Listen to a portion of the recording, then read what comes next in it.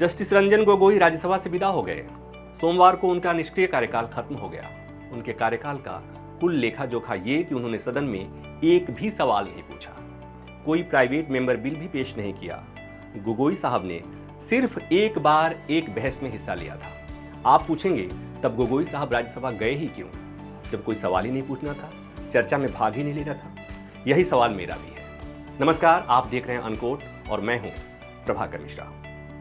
Justice Ranjan Gogoi देश के 46वें मुख्य न्यायाधीश रहे। उन्होंने अक्टूबर 2018 से नवंबर 2019 तक देश के मुख्य न्यायाधीश के रूप में काम किया। उनके कार्यकाल में सुप्रीम कोर्ट ने कई महत्वपूर्ण फैसले दिए, जिनमें अयोध्या का राम जन्मभूमि बाबरी मस्जिद विवाद का ऐतिहासिक फैसला, राफेल डील केस और असम एनआरसी की निगरानी जैसे बड़े मामले शामिल थे। गोगोई साहब के रिटायरमेंट के केवल 4 महीने बाद ही राष्ट्रपति ने उनको राज्यसभा के लिए नामित कर दिया था। तब बहुत शोर मचा कि उन्हें इतनी जल्दी राज्यसभा क्यों भेजा जा रहा है। ढेर सारे सवाल उठे थे।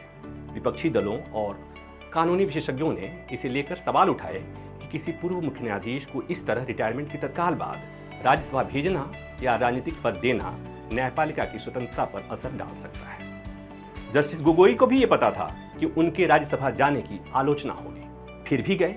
तो जब चले ही गए तो वहां मन लगाकर सांसद की भूमिका निभानी थी। इस तरह रंगहीन, गंधहीन, स्वादहीन, नितांत निष्क्रिय रूप से समय बिताने का क्या फायदा।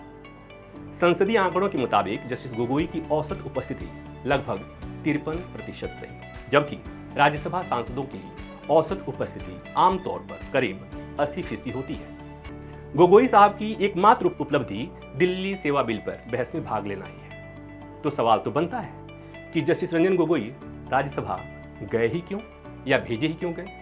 अगर आपके पास इस सवाल का जवाब हो तो कमेंट में जरूर बताइएगा। और हाँ, अनकोट मीडिया को लाइक, शेयर और सब्सक्राइब भी कीजिएगा, तभी तो मुलाकात होगी। अभी के लिए बस इतना ही।